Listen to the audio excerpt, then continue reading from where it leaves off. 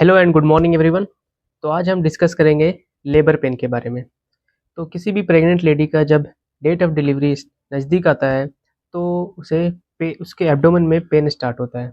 तो हम कैसे पता करेंगे कि ये जो पेन है ये प्रेगनेंसी से रिलेटेड यानी लेबर पेन है या फिर ऐसी किसी और वजह से पेन हो रहा है। मान लो कोई कपल है और जो फीमेल पार्टनर है उसका जो रेगुलर साइकिल है मेंस्ट्रुअल साइकिल वो डेट मिस हो गई है और अभी पीरियड्स नहीं आ रहे हैं। तो उसने मार्केट से प्रेगनेंसी किट लाए और उसने चेक किया, यूरिन प्रेगनेंसी टेस्ट किया तो रिजल्ट पॉजिटिव आया।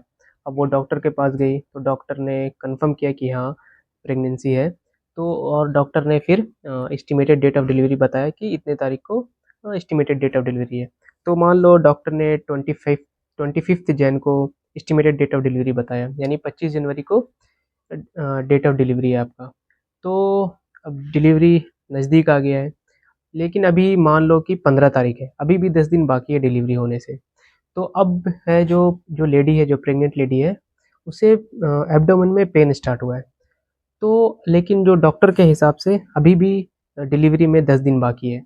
तो अब हम कैसे पता करेंगे कि ये जो पेन है ये प्रेगनेंसी यानी कि लेबर से एसोसिएटेड है या फिर किसी और वजह से ये पेन। सो जो कैरेक्टरिस्टिक्स है ट्रू लेबर पेन का वो ये सब है। Painful uterine contraction at regular interval, and the contraction increases in frequency, severity, intensity, and the duration, and it is associated with show, then progressive effacement and dilatation of the cervix, then descent of the presenting part, formation of bag of four waters, and it is not relieved by any painkiller or sedatives. Uterus जो है ये through out the pregnancy ये contract करते रहती है, but जैसे ही ये delivery नज़दीक आता है यानी लेबर स्टार्ट होता है तो ये जो कॉन्ट्रैक्शन है ये बहुत ही पावरफुल हो जाता है, जिसकी वजह से जो लेडी है वो उसे पेन फील होने लगता है। और ये पेन जो है किसी भी रेस्ट करने से या फिर दवाई मेडिसिन या सीडेटिव लेने से ख़त्म नहीं होता है। तो नेक्स्ट पॉइंट है the labour pain is associated with show. Show क्या होता है उसके बारे में डिस्कस करते हैं। तो जैसे ही जब कोई प्रेग्नेंट लेडी लेबर में आती है तो जो सर्विक्स है उससे म्यूकॉइड डिस्चार्ज स्टार्ट होता है और साइमल्टेनियसली इसके साथ साथ जो सर्विक्स के कैपिलरीज है वो रप्चर हो जाते हैं, जिसकी वजह से जो there is slight Ojing of the blood. तो जो डिस्चार्ज है वो म्यूकॉइड प्लस ब्लड दोनों होगा, इसे ही हम कहते हैं show. So the next point is formation of bag of four waters. ये क्या होता है?